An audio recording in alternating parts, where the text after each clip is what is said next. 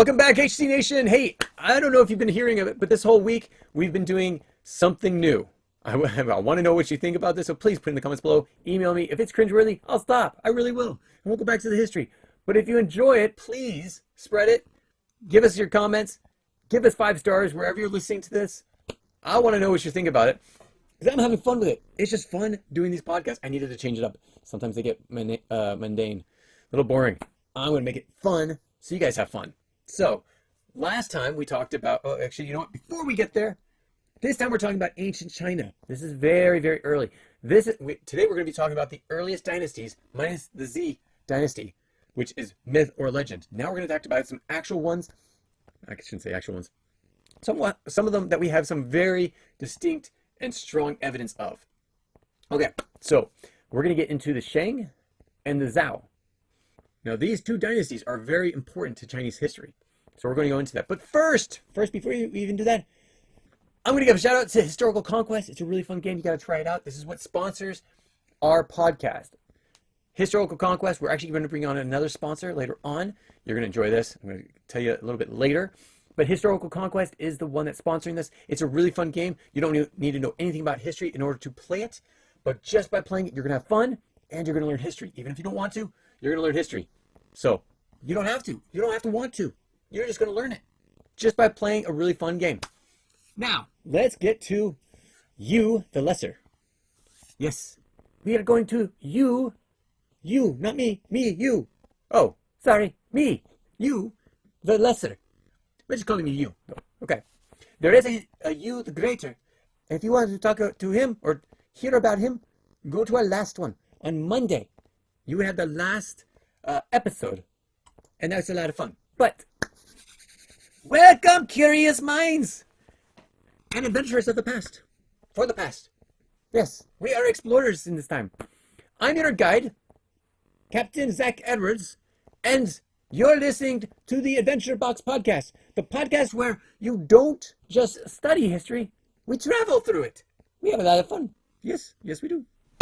Today, we are heading back over 3,000 years to the misty fields of ancient China, where the bronze glitters in the royal tombs. Tombs? Are we talking about dead people? Yes, we are. And bones, more dead people, speak the words of the kings, the ancient kings. So today we're talking about 2 different dynasties. The Shang Dynasty, who took over for the Xi Dynasty, and the Zhou. Now, the thing you need to know about the Shang Dynasty, it's China's first historically confirmed dynasty, where writing ancestors, those we worship, and bronze craftsmanship, it rose everywhere. The Zhou Dynasty, they took over for the Shang. It's a political experiment that would reshape China's government for centuries, entered by divine permission and plagued by warlords. Yeah, not nice people. Okay, let's go into the Shang Dynasty. Here we go. Yes, the Shang Dynasty, about 1600 BC until about 1046 BC. Long time, about 600, just under 600 years ago. Before then, we had whispers of the Xi.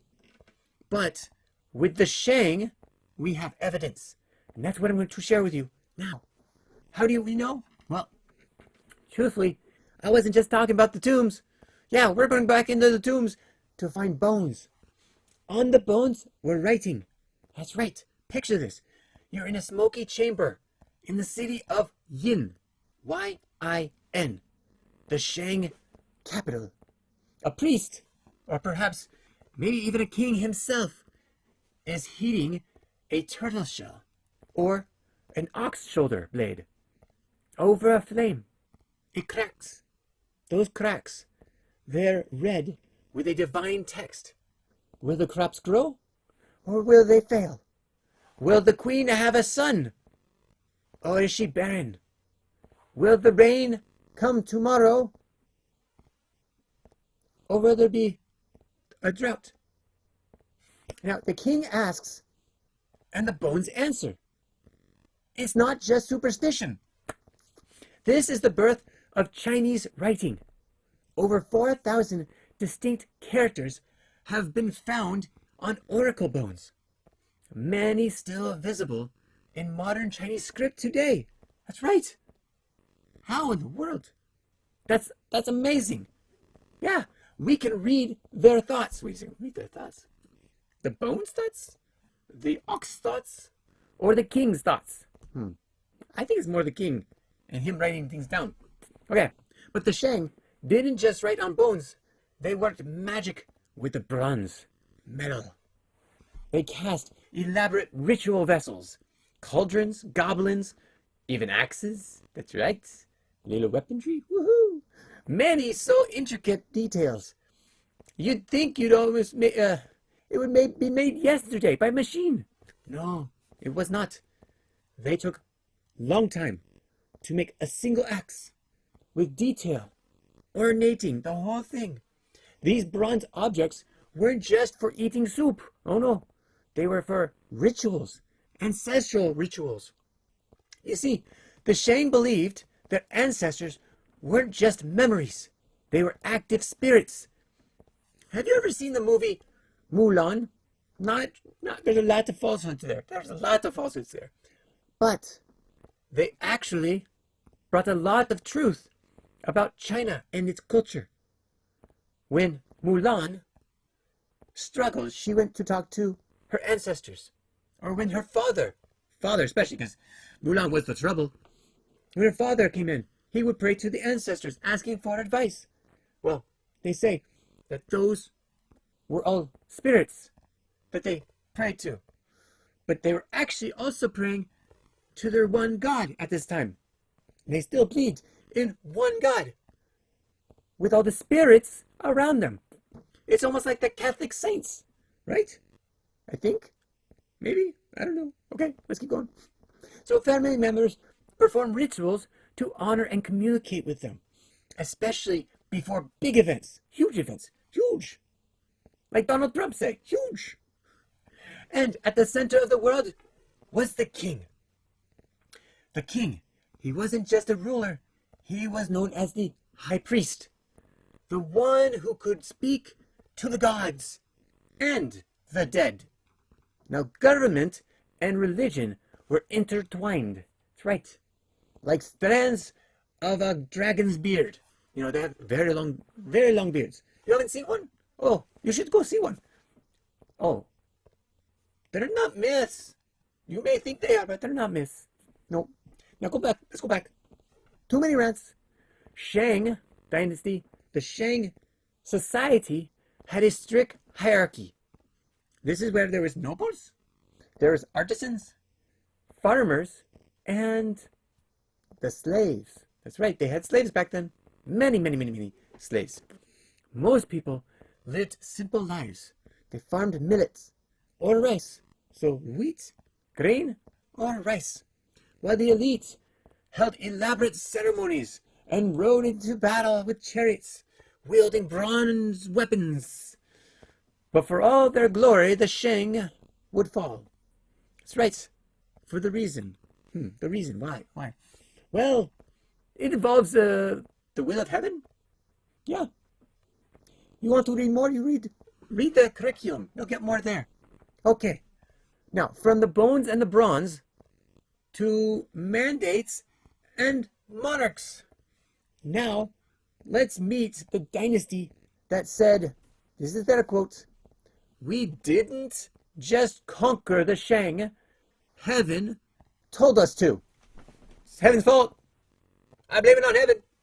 Okay. They believed in a mandate of heaven. We'll get to that in just a second. Just a second. You gotta be patient. Okay. The year is roughly 1046 BC. A powerful noble family from the west, the Zhou, has risen up, has become discontent with the Shang. They claim the Shang king was corrupt. He was decadent, meaning he had lots of stuff for himself. Very greedy. Very greedy. And he was unworthy to have the throne anymore. And the Zhou, they had a secret weapon. That's right. It's called Justification. What? Justification. They proclaim them something revolutionary for the time. It's called a mandate from heaven. Now, supposedly, the Z had the same mandate from heaven after Yu was able to get rid of the floods. He was mandated. But here's the thing. There is a mandate from heaven, which would mean a changing of kings. That's right.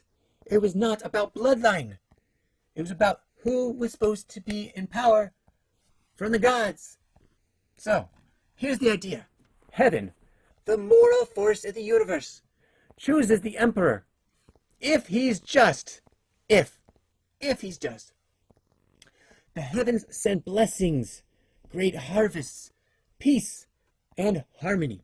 But if he's cruel or unjust, heaven revokes the mandate, takes it back. Flood, rebellion, famine, and boom! Dynasty over. It's gone. Bye-bye. This concept gave the Zhou the ultimate excuse to overthrow the Shang. We didn't do it. Heaven did. It's their fault.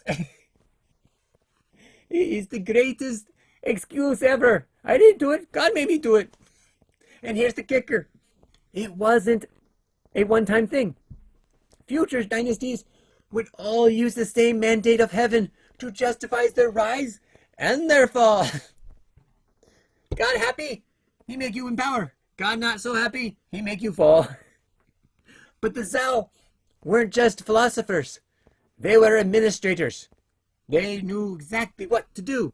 So, to manage their vast new land, they introduced feudalism. That's a word you need to know. That's right. This is a civics lesson. You need to learn this word. Feudalism. No. No. We're not talking Star Trek. You are futile. It is futile to go against the Borg. No. Feudalism, which actually, I wonder if it actually means pretty much the same thing. Here's how it works. The king grants land to relatives and loyal nobles. These nobles, as they call them, the lords, ruled their own fiefs. Fiefs, like mini kingdoms. They became like mini kings. They collected taxes and they raised armies. Now the king of Zhou allowed them to do this. You know what I keep missing? I keep missing my pictures. I gotta bring my pictures up. Whoops. That's not the right one. That is from last time. That's the Z Dynasty. But that's not the one I'm looking for. Come on. You gotta love these old pictures. Okay, I want to show you from... I missed these pictures last time. I'm gonna bring them up this time. Okay. So these are some pictures from the... This is you. Not you. Me. Not you. Him. That's you. You the Great. This is one of the old pictures of the flood. Here's another of the flood. And you cleaning it out, creating channels to bring the water out of the mountains to save the people. Pretty nice, okay? So let's go to next set of pictures. Come on. Okay, here we go. This is now the Shang Dynasty. You know, the U was only this big. The Shang, much bigger. Much bigger. And then, they had many temples. Oops. Let me close it. Oh. I wasn't supposed to do that. Okay, let's try this again. This is the Shang Dynasty. Open with photos. Okay. Come on, here we go. Okay. Here we go. So this is the Shang Dynasty. Now, as you can see, this is the sea. You see the sea? Yes. Okay. So, this is the Shang Dynasty. That was the picture I showed you. Now the Zhou Dynasty. Okay. So let's bring this up again. Shang Dynasty. Come on. Click. Clickety click. Clickety click, dude. Okay, here we go. Put that away. Don't know why that came up. Okay. Boy, I was not prepared for all these mess ups. Whew, sorry. Okay, Shang Dynasty, right there. And then the Zhou took over, and it got bigger Much bigger. But this is all of China. This is the Zhou. So it goes from itsy bitsy to the Shang. Shang. There we go. Shang Dynasty. And then Zhou Dynasty. It's growing. It's growing. The land is growing. Okay. Now, here we go. Mandate from heaven. Well, I guess we were over that. We're talking about the feudalism. That's right. Feudalism. So, in return for the nobles, they pledged their loyalty and military support to the Zhou king. So they gave him all power, money, taxes, everything. And they took some for themselves because they were the mini kings, right? Yes. Sounds neat, right? Until, well, you give people power and they start thinking they're a little bit more than they are, right? Yeah. They don't need you anymore. You give them power, you give them land, they become mini kings, they get powerful. They were like, oh, we need more power. This is the start of what we call the local warlords. That's right. Over time, these warlords began ignoring the king. We don't listen to you, Zhou king. Yeah, that's right. Get out of here. But this was King Zhen of the Zhou, most revered. But he lost much of his power by giving out to others. By around 770 BC, the Zhou capital had to move east for safety. East for safety. One of those ways. And then this became Eastern Zhou period. So there's actually an Eastern Zhou period. So the capital moves east. Now, from then on, the Zhou king was more like a figurehead, while rival states like the Qin, the Chu, and the Xi, the Kui, grew stronger and started fighting amongst themselves, beating each other, senseless. Now, we're going to be talking about this next week. This long period of decentralization and civil wars would eventually lead to the warring state period. But before then, we will talk about what is called the spring and the autumn. But we will get there when we get there. Not yet. Okay, still, the Zhou dynasty lasted a whopping 800 years. Longer than any other dynasty so far, but they've only had 3, so there's only 3. It left behind an idea of moral rule, a mandate from heaven, and laid the groundwork for great Chinese thinkers like Confucius and Laozi, and Confucianism and Taoism, which we will get to. Let's see. Yeah, we'll get to it next week. Okay, so let's reflect. What did we learn this time, this episode? Okay, without Zhou is the biggest dynasty so far. That's a good one. Okay, yes, that's a great one. Now, 2 things I want to make sure you do learn from this. The Shang gave us bronze artmanship, artwork, artistry. There we go. Bronze artistry, ancestor worship, and a written system that echoed basically after centuries. Right, the bones in the tombs. You remember the dusty rooms? Yeah, we found those bones. They were cracked, and they had writing on them. The speaking of the bones. I think it was someone else writing those characters. Yeah. The second thing, the Zhou. They introduced moral justification. Remember? What is it called? No? Come on, what's it called? That's right. Mandate from heaven. Moral justification. Their secret weapon. This was for their leadership. And a political structure that would influence Chinese government. And also cause them much strife with centuries of war. In the Shang, we see the world as sacred, mysterious, and ruled by rituals. In the Zhou, we see the beginning of philosophy, ethics, governance, and a lot of tension. That's right, between the powers of the people that the king gave him power to. He was not very smart. No, he was not. And though both dynasties, we see a culture rising, adopting, and learning to balance power with responsibility. So, fellow time travelers, our chariots await. We have reached the end of this horizon, talking about the Shang and the Zhou dynasties. We will meet you here next week on Mondays and Wednesdays. That's right, the Adventure Box podcast, guided by Captain Zach Edwards, is here for you every week. Mondays and Wednesdays, we talk about, actually, early American history. We're talking about westward expansion, if you want to join us for that. Or if you want to learn about ancient civilization, it's Tuesdays and Thursdays. We have a lot of fun doing this.